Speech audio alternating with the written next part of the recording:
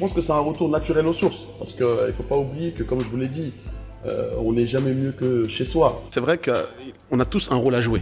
C'est vrai que nous, au niveau des transports, je pense qu'il faudra vraiment essayer de revoir avec toute la communauté des transporteurs pour pouvoir, on va dire, essayer de réajuster un petit peu le niveau du transport. Parce que comme on le sait au Sénégal, c'est un petit peu chaotique. Salam Transport, le déclic est venu de la maman. Moi, je le répète souvent, dans la vie, il ne faut pas avoir de plan B. Il faut toujours avoir un plan A. Je travaillais en France, donc avec un associé, on a décidé de venir investir en Afrique, qui est chez nous. Donc je pense que c'est très important et je pense qu'on a essayé de le faire de la plus belle des manières.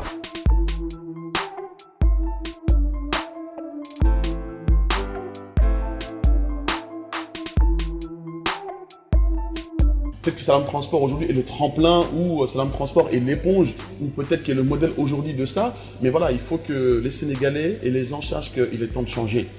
Les deux choses primordiales sur lesquelles on a vraiment accentué d'abord, c'est vraiment le respect du client. Parce que pour moi, quand quelqu'un paye quelque chose, il mérite un respect. C'est la moindre des choses. Ça, c'est un. De deux, c'est la sécurité. Nos chauffeurs sont professionnels, ils sont formés, ils respectent la limitation des vitesses. D'ailleurs, nos bus sont bloqués à un nombre de vitesses limitées. C'est-à-dire qu'au-delà des 80, ça sonne. Parce que quand vous voyez une départementale, on peut pas rouler à 100, 110 avec un bus 50 places avec 50 passagers intérieurs. Donc voilà, nous avons vraiment pris les dispositions.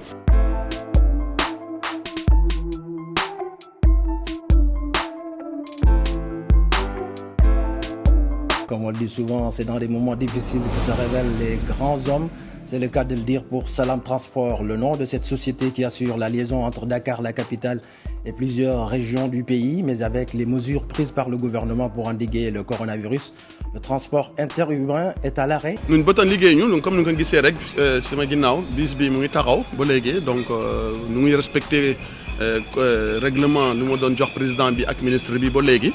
Donc bis bi ça fait presque bientôt un mois mu ngi taxaw. Il faut penser d'abord à la population. C'est eux qui doivent primer. Qu'est-ce que Salam Transport apporte à la population? Qu'est-ce que Salam Transport apporte au Sénégal? Vous voyez? Et je pense que c'est ces questions-là qu'il faut se poser. Aujourd'hui, c'est pas Salam Transport qui est là.